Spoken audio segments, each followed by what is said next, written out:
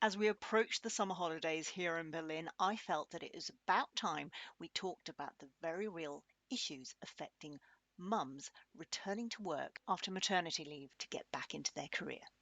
You can expect some actionable tips which you can implement immediately to boost your confidence and communication skills as you prepare for that return to work. Those of you working with young mums will certainly learn to appreciate some of the challenges that these professionals will be facing, and this empathy will help you communicate with and perform better as a team with those considerations in mind.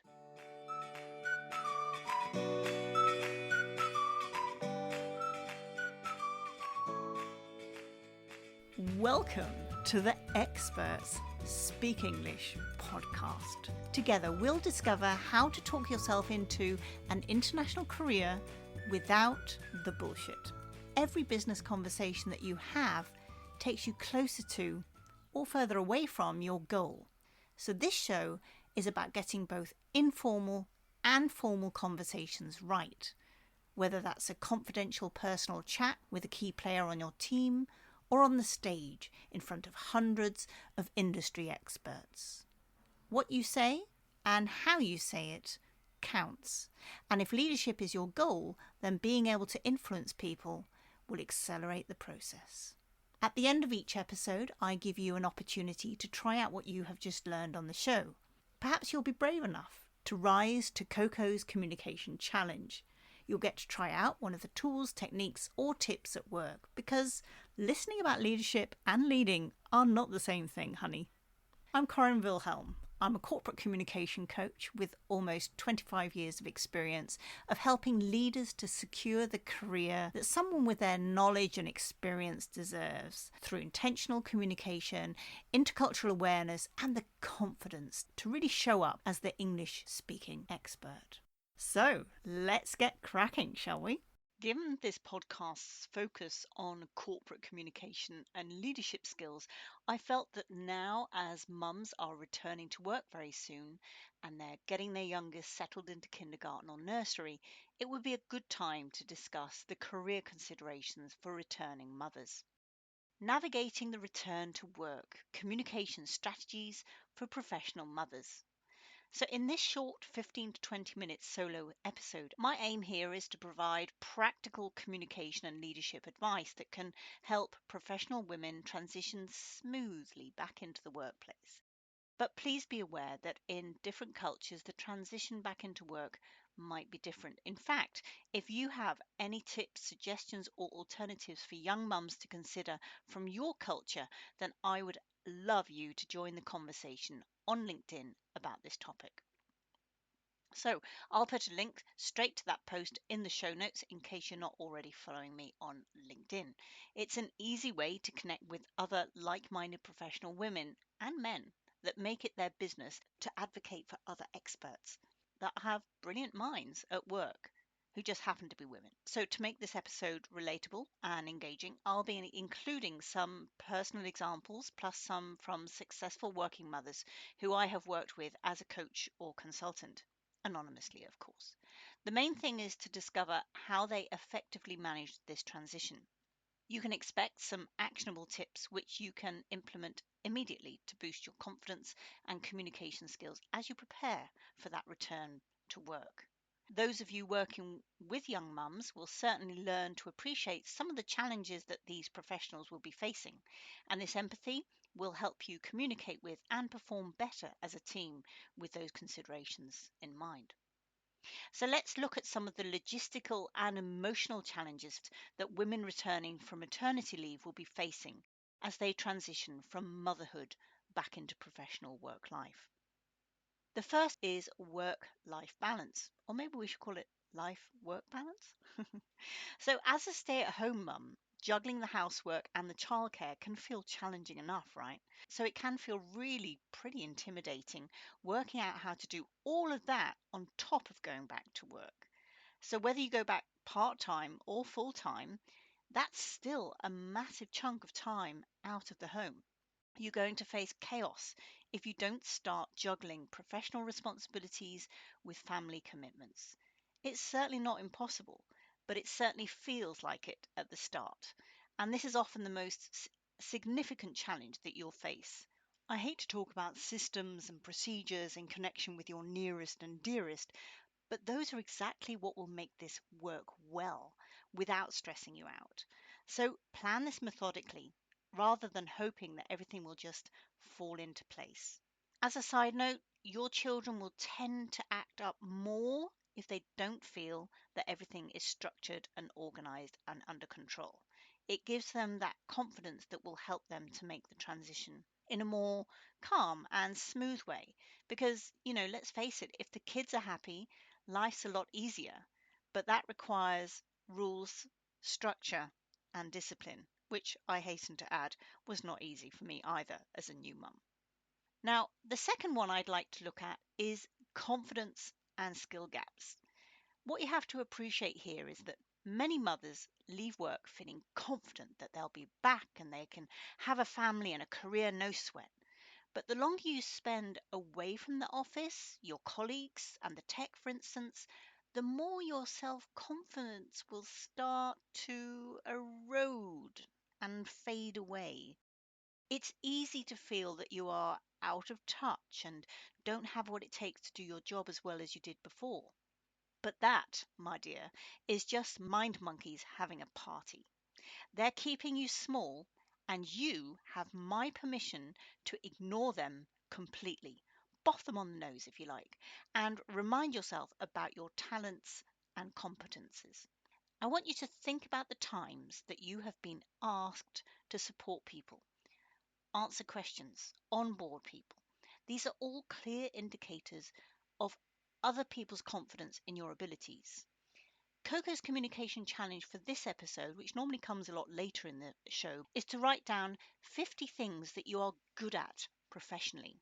Think about what other people would say about that. So, in fact, if you can't think of 50 things, And if you're like any of the women that I'm working with, then you might well struggle with this. call a few friends from work and ask them to help you to complete the list. You'll be amazed at what they come up with. I want you to get 50 things down on paper. You can do this. So keep that list handy in your phone perhaps, and refer to it when the monkeys start talking bullshit. If you do feel like your skills will be outdated, do a course. Udemy, Coursera, and LinkedIn all have great online courses. But remember, you still have a right to training when you get back. Don't you dare make excuses about not being able to do those because of family commitments. Make sure that you have a tried and tested support system in place before you go back to work. Make sure you test that system thoroughly now before you need it, because that will give you the confidence to focus on your own career needs when you are back at work. Because training isn't a luxury, training is a vital part of your career, and it's the thing that will move the needle in terms of your performance and your promotion opportunities, and maybe a new job at some point. Because as you know, the only way to get a really decent pay rise is to change employers. So even though now your children are small, you might not be thinking along these lines, you need to be nurturing your career so that when you are ready to make that move, you have the skills, the confidence, the experience, and of course, in a job interview situation, you'll need to be as qualified as other candidates or able to demonstrate your knowledge with credentials, whether that's certificates or something more academic like a PhD. That's something, by the way, a PhD, which actually more and more women are doing during their maternity leave. So that's also an option if you're not ready to go back to work just yet. And this gives you actually a golden opportunity to try out your childcare support system. So, the third thing I want to look at is childcare arrangements. Finding reliable and suitable childcare is a major concern for working mothers, particularly if your child is neurodiverse, but it is a priority. If your partner works long hours and cannot be relied upon, don't rely on him. Find an alternative. Find another mum that needs babysitting from time to time, or a babysitter who loves your kids to bits. Pocket money for her, freedom for you, fun for the kids. Triple whammy. Being a highly mobile family, my parents weren't even in the same country for most of the time, or over 800 kilometers away. Clearly not an option. So you have to think outside the box. I found an awesome Tagesmutter. So, for those of you that don't come from Germany, that's a mum or grandma normally who takes in up to 6 children into her own home. And I deliberately chose someone who spoke excellent German, had pets which we don't, loved doing crafts with the little ones, which I really hate, and musical and relaxed. I'm not always that relaxed. And I'm certainly not musical. So Greta was everything that I'm not, and I deliberately chose her for that. And my son, Finn, absolutely loved going to spend time with her and her daughter. Oh, and the fish. I'm sure those fish got a lot of food. Anyway, I also had a fabulous babysitter called Madeline who Finn idolized, particularly after she showed him around the fire station where she volunteered at as a Freiwillige Feuerwehr. I'm still in touch with her now. So you see, if you really prioritize your career, you must prioritize establishing a rock solid support system to cover all eventualities, including helicopter rides to the hospital, food poisoning, and in my case, cancer treatment. Nobody wants curveballs, I know, but they happen, and they're a lot easier to deal with if you have people waiting in the wings with your best interests at heart and a soft spot for your kids. Being self-employed when I started a family, I decided to complete my certification as an online trainer during my pregnancy.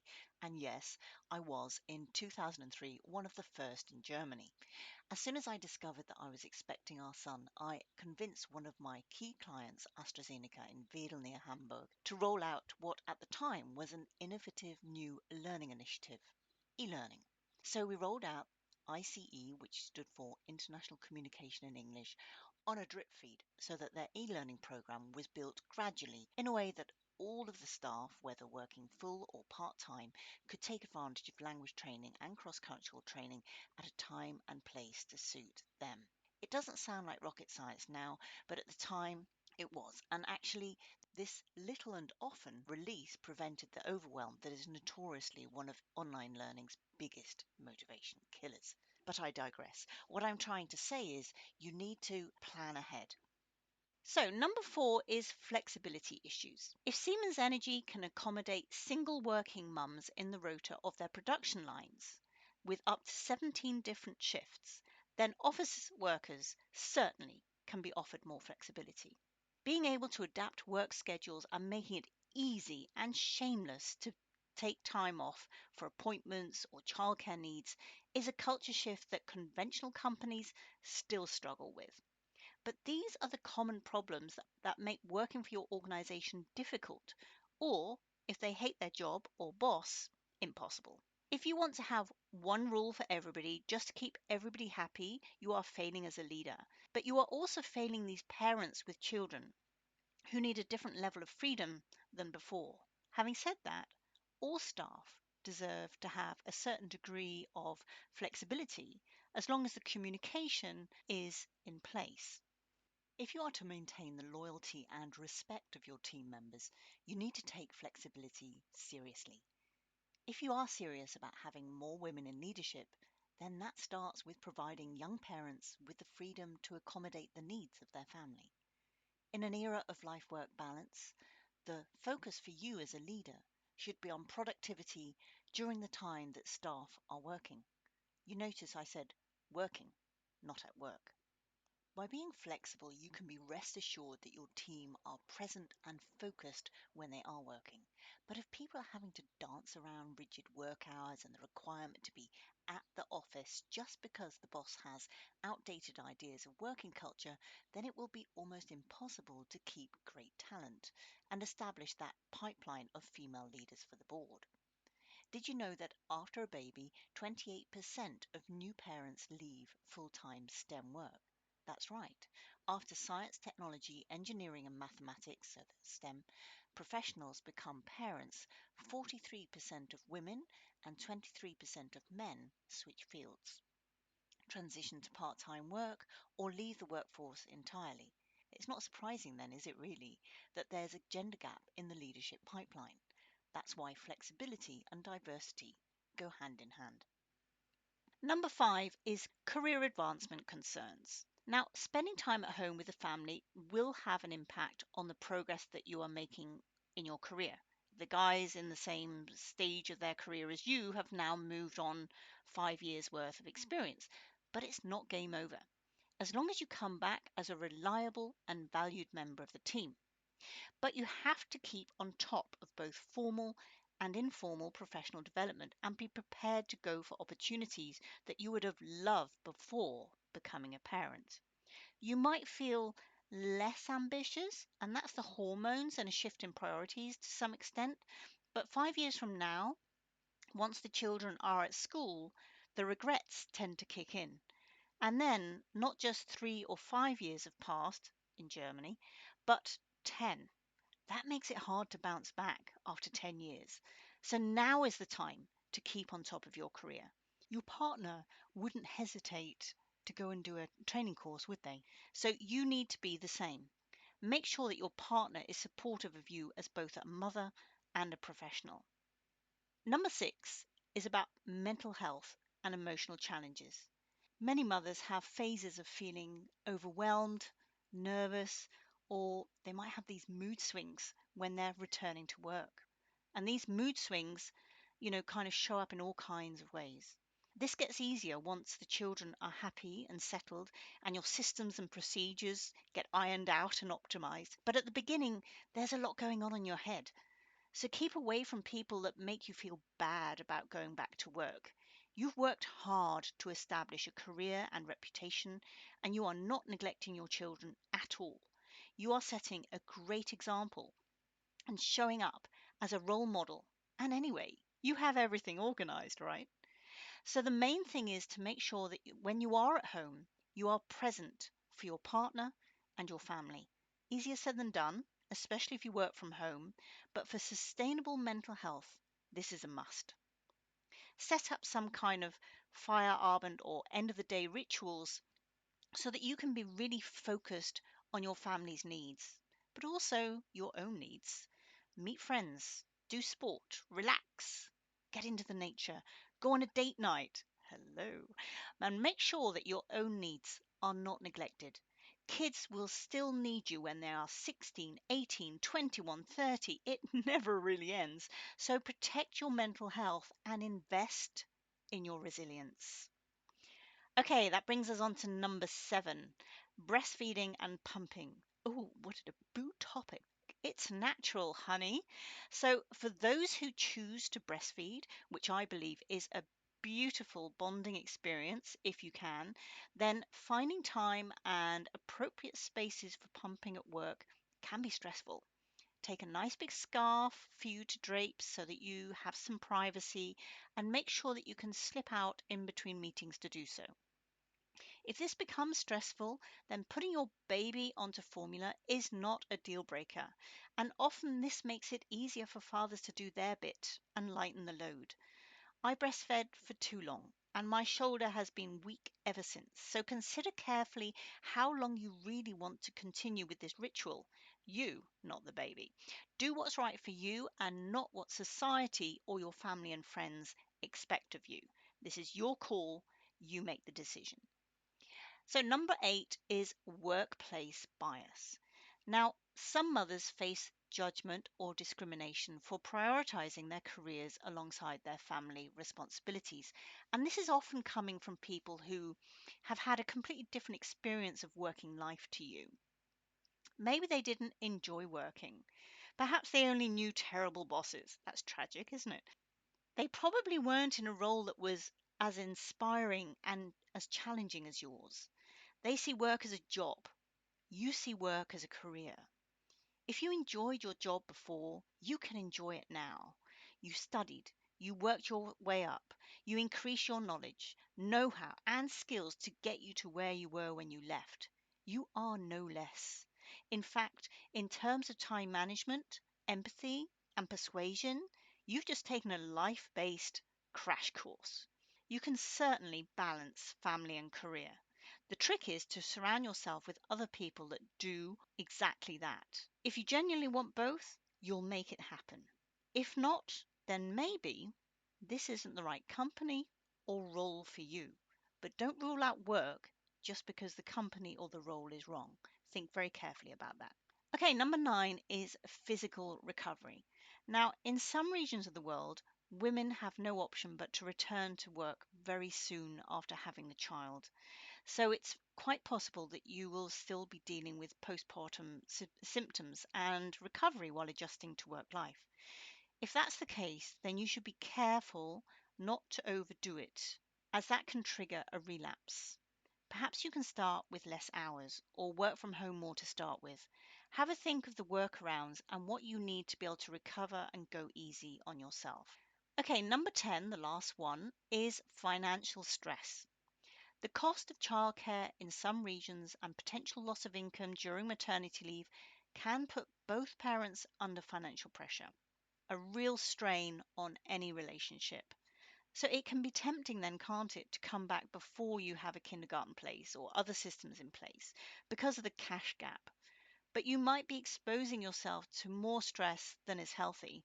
It might be wiser to wait a little bit longer so that you can come back to work fully focused and calm about your family situation, so that you can take opportunities, invest your time in training and personal development, and really be a part of the social gatherings too.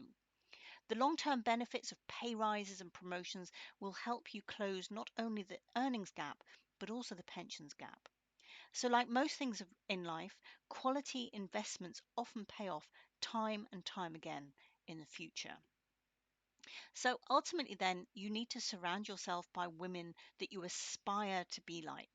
Perhaps there are professional women that don't care about their kids, but I have never met one. It's natural for us to worry that we are neglecting our children. And whereas the dads do their bit for the family by going for promotion and a fat pay rise so that they can support their family as best as they can, we as amazing mothers might favor flexibility over a pay rise, but not in isolation. We deserve to be paid our worth, and to show up in negotiations, you need to be able to justify that you are worth more.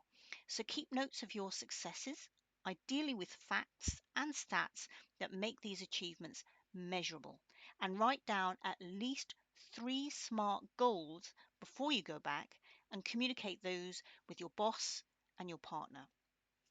Be very clear about where you want to go in your career and find out how to get there and put yourself first at work. Spend time with other leaders that also have kids and seem to have the life family balance, at least most of the time, under control. What can you learn from them and how can you help each other? In January, Sonia Shuyak and I will be starting an initiative with the hashtag Empower Her. Why not follow that hashtag and we'll reveal more juicy details in due course. In the meantime, remember that you are still amazing. You don't have to do this on your own, and you deserve financial independence and career satisfaction. Get that support system in place. Make a list of your talents and knowledge and hold your head up high, girl, because industry, especially male dominated ones, need experts like you to show up as the expert in an increasingly global and diverse world. And next time on the Experts Speak English podcast, I'll be talking to you about how to set expectations with employers about work life balance, effective communication techniques for delegating tasks and managing workload, strategies for rebuilding professional networks after extended leave, and tips for confidently discussing career goals and advancement opportunities. Lastly, but not least, we'll be talking about addressing potential biases and advocating for yourself in the workplace. Be the role model that your children and grandchildren can look up to. And if you want a sparring partner, just book in for a virtual tea break and we'll make sure that your transition back to work is as inspiring as you are. So take care now. It's Corinne Wilhelm from Experts Speak English, brought to you by EnglishSpeakingExperts.com. I'll see you in LinkedIn. Let's hear your tips and tricks.